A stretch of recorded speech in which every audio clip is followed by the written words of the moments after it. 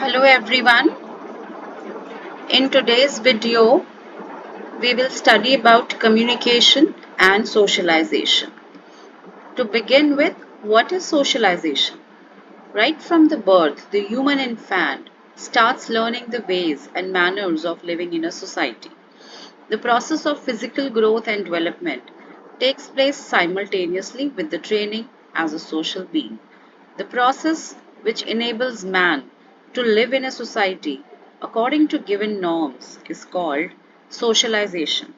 The process of socialization helps the society to train the new members to live according to the rules and regulations of the society. Socialization may be defined as a process whereby the human child is trained to live in the society through a process of learning the norms, rules, values, and ways of behavior, beliefs, customs, and modes of the society. Through socialization, a child learns to be an effective member of the society. We can say the process of reproduction and socialization are complementary to each other and help the human society to sustain from one generation to another. Therefore, both are equally important. Functions of socialization. Socialization converts a biological being into a social being. You all must know about Mowgli. Mowgli was a biological being, but he was not a social being because he was not living in a society. He was living in a jungle where he was surrounded by the animals. He was actually not following any set of rules, regulation. He had no formal education. He knew no discipline. So that is why he is being termed as a biological being and not a social being. So this is the first and the foremost function of socialization, that it converts a biological being into a social being. It helps the human beings or the social beings to learn about the social regulation. Our next function of socialization is the knowledge heritage. It provides the society a vast knowledge heritage, a vast ocean of knowledge, culture, and rituals which are passed on from one generation to another. They are now an integral part of the society which helps in the development of a social being. Next is the continuity. Socialization gives us a continuity. That is, we first of all interact with our parents, then near relatives, neighbors, friends, teachers, colleagues, then later on the extended family members. So they all tell us the teach us the continuity in the society. Socialization teaches us to live in the discipline. It tells the rules and regulations of the society. It tells an individual, it instructs an individual to live according to the rules and regulations of a society. And as a human being, as a social being, we all are living in a society and we are hardly breaking any rules. And if we break any rules, yes, we are levied fine or punishment. So discipline is something which can be learned only if you are part of a society. Then comes growth and development. Socialization leads to your individual growth and development. You cannot grow in isolation. You need society to grow. You need people with whom you can compete with. You need parents. You need family whom you can make proud of. So that is why it is again an important function of socialization, that it helps in our growth and development. It provides us individual identity. We are all living in the society. Then society is a larger framework. Our families are the smaller framework. Every family provides individual an identity, the name, the surname, then the religion we belong to, the country, the state, the city we belong to. This all gives us an individual identity. These are the functions of socialization. Now let us look at some of the agents of socialization. The first and the most important agent is Family.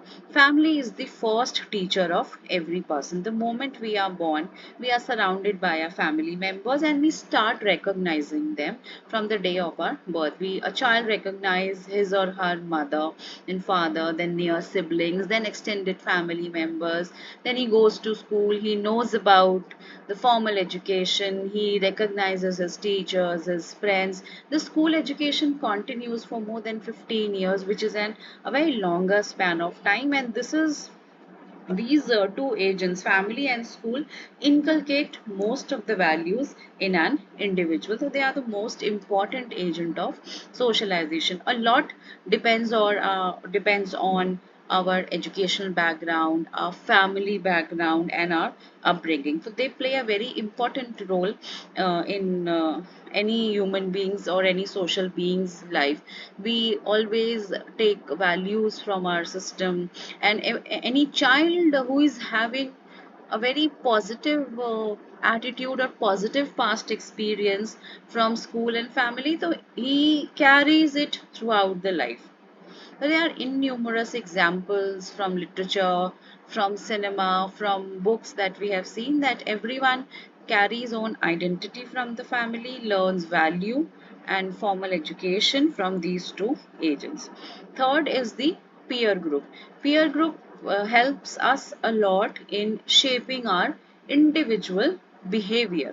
That is, peer group, say, I mean, is the friends that we have at school and college, then the friends group we may be having at our hobby classes, at our gyms, or maybe the tuition centers, and then the peer group that we have in our college, they in our office, at our workplace. So they shape the behavior, and they shape the life of every individual in a good and a bad manner both. Then the fourth agent is religious organization.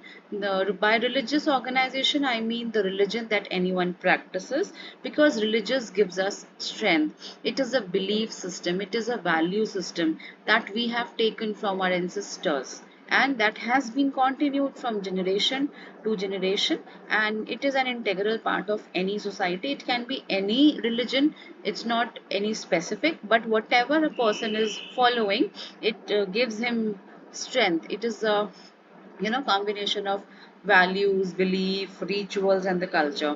Then comes the next agent, though not very important, but yes, traditional media. The festivals that we celebrate, any kind of celebrations that we had, the way we celebrate anything in our life depends largely on the traditional media. And last but not the least, media of mass communication. Media reflects the society. Media exactly is the mirror of what is in the society, and it is given back to the people, and we get to know what is going around in the world only through media. And media has by and large responsible for globalization also, which has led to the change from Indianization to modernization, from modernization to the westernization. So media is also an agent of socialization. Now let us look at the process of socialization.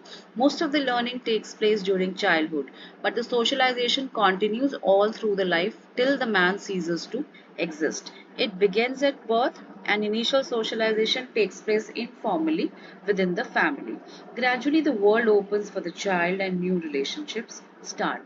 Formal socialization begins in the form of formal education in schools and college. Marriage gives another role of husband or wife, father or mother, and later grandfather or grandmother. Most of the sociological studies of socialization concentrate on early socialization because it is the foundation of the personality of the individual. I hope the concept of socialization is clear to all of you. Thank you so much.